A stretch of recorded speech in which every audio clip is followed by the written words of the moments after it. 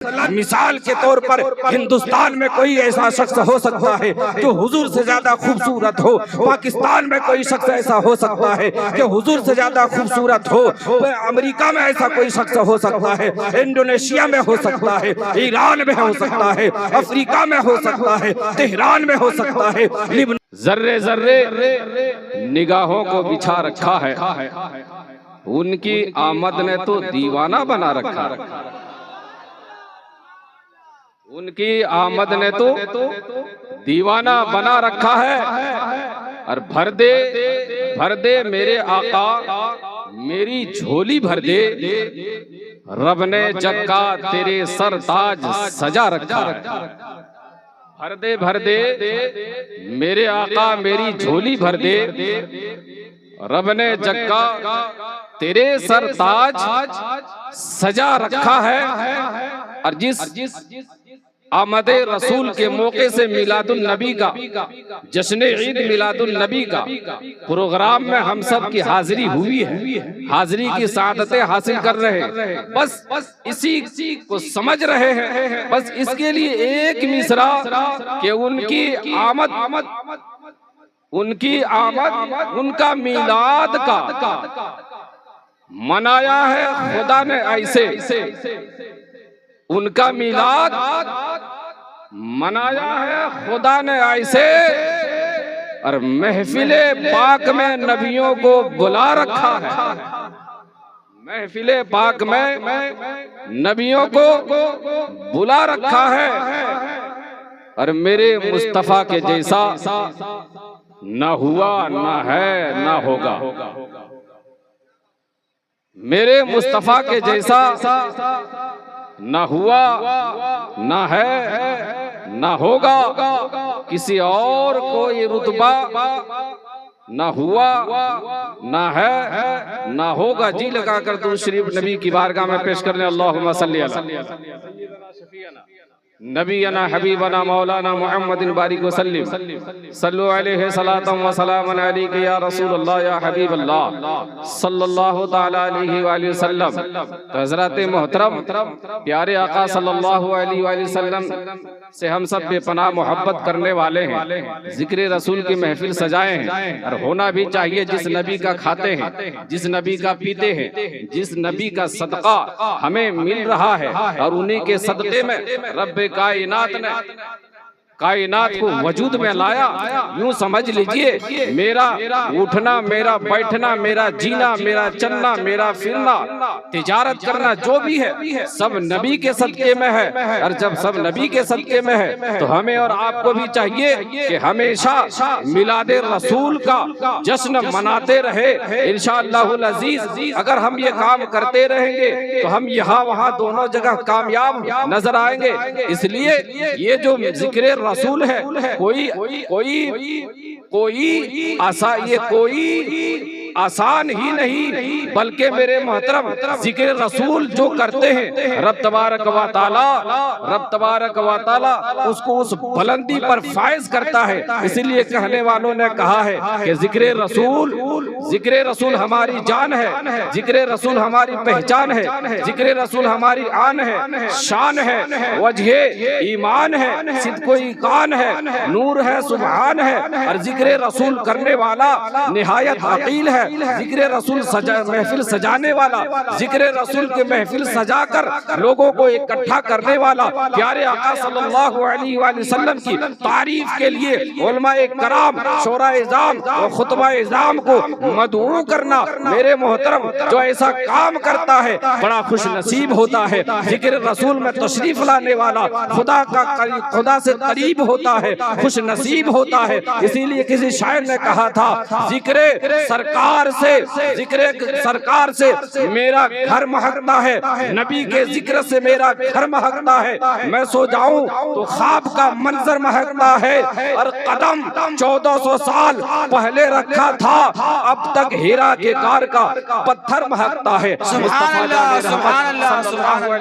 की जिक्र अस्कार के लिए हम सबकी हाजिरी हुई है। हम सबों को मालूम है, हम सब को ये जानते हैं, मुस्तफा का जिक्र सिर्फ हम ही नहीं कर रहे हैं, मुस्तफा का जिक्र अजानों में है, मुस्तफ़ा का जिक्र नमाजों में है, मुस्तफ़ा का जिक्र इबादत में है, मुस्तफ़ा का जिक्र बंदगी में है, मुस्तफ़ा का जिक्र मारिफत में है, मुस्तफ़ा का जिक्र हकीकत में है, मुस्तफ़ा का जिक्र तरीकत में है, मुस्तफ़ा का जिक्र कुरान अजीम में है, मुस्तफ़ा का जिक्र तौरात के औराक में है, ज़बूर के सफ़हात में है, ज़बूर के पारों में है, जन्नत के बहारों में है, दुनिया के नज़ारों में है, पहाड़ की चोटियों पर है, समंदर की सैलानी में है, मुस्तफ़ा का जिक्र समंदर की रवानी में है, मौजों की तुगयानी में है, जमीन में है, फलक में है, कायनात के जर्रा जर्रा में है। इसीलिए जिक्र मुस्तफ़ा हमेशा से हुआ है और हमेशा होता रहेगा।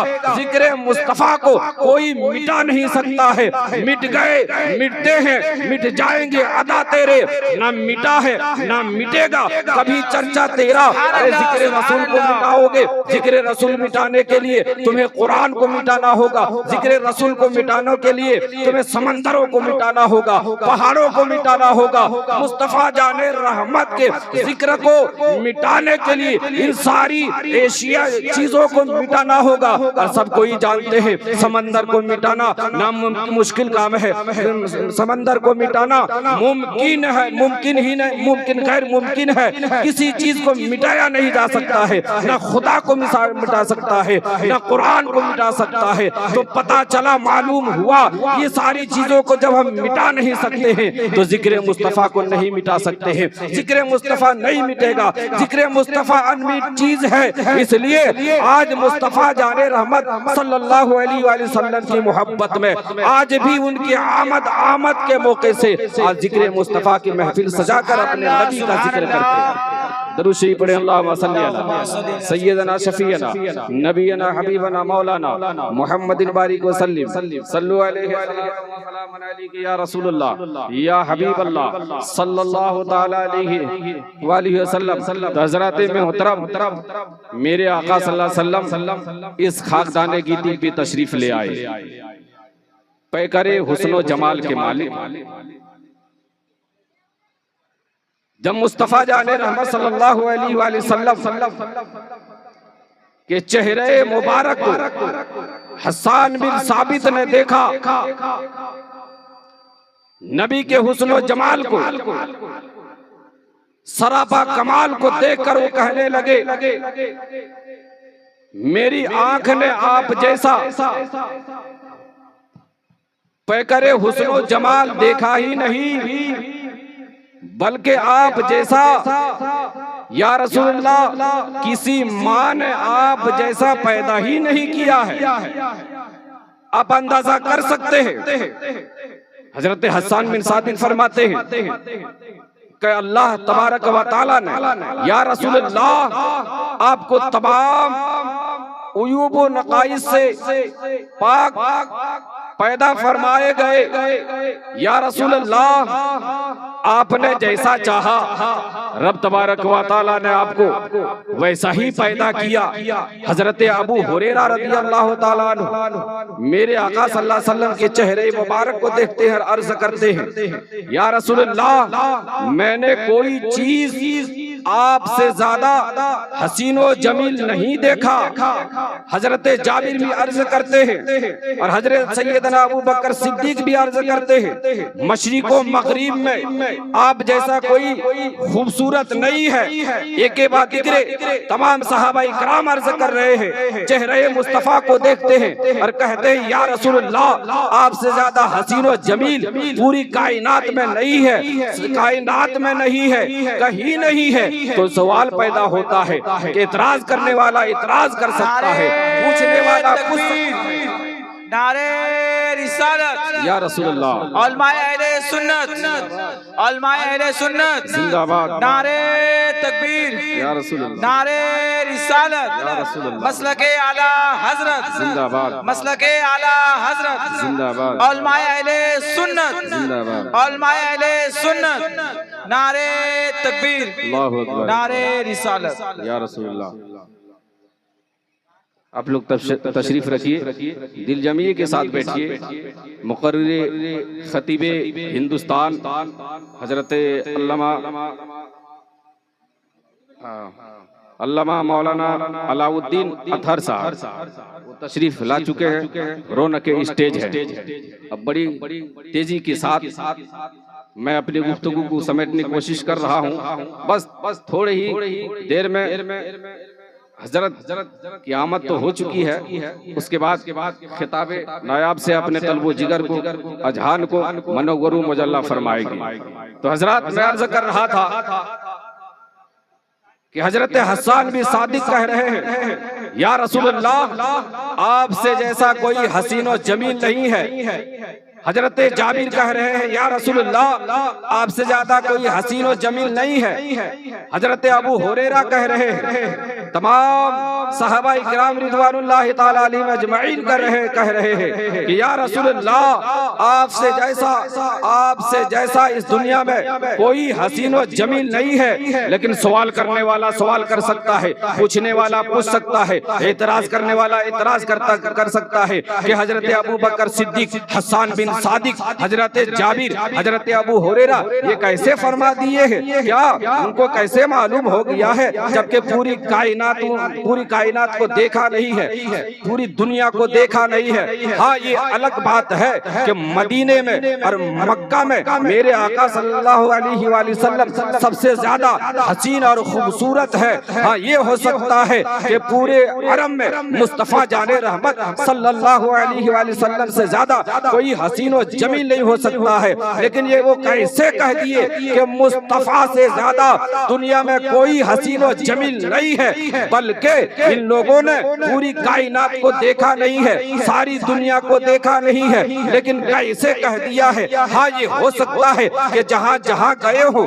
वहाँ के लोगों को देखा होगा, तो वहाँ देखकर वो कह रहे हैं कि वहाँ के लोगों से ज्यादा खूबसूरत और हसीन कोई है तो मेरे आका है। तो ये तो हो सकता है, लेकिन जहाँ तशरीफ नहीं ले गए थे, जहाँ के लोगों को देखा नहीं था, वहाँ के ताल्लुक से ये कैसे कह रहे हैं, ये कैसे फरमा रहे हैं। मसलन मिसाल के तौर पर हिंदुस्तान में कोई ऐसा शख्स हो सकता है जो हुजूर से ज्यादा खूबसूरत हो, पाकिस्तान में कोई शख्स ऐसा हो सकता है कि हुजूर से ज्यादा खूबसूरत हो, अमेरिका में ऐसा कोई शख्स हो सकता है, इंडोनेशिया में हो सकता है, ईरान में हो सकता है, अफ्रीका में हो सकता है, तेहरान में हो सकता है, लिबनान में हो सकता है। कोई ऐसा शख्स हो सकता है जो हुजूर से ज्यादा खूबसूरत हो। सिद्दीक ने ये कैसे कह दिया?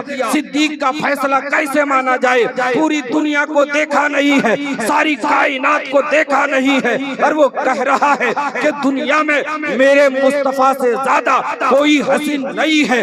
अबू बकर की बात को, फैसले को कैसे माना जाए? हजरत अबू हुरैरा का फैसला कैसे माना जाए? हसन बिन साबित की बात को कैसे माना जाए?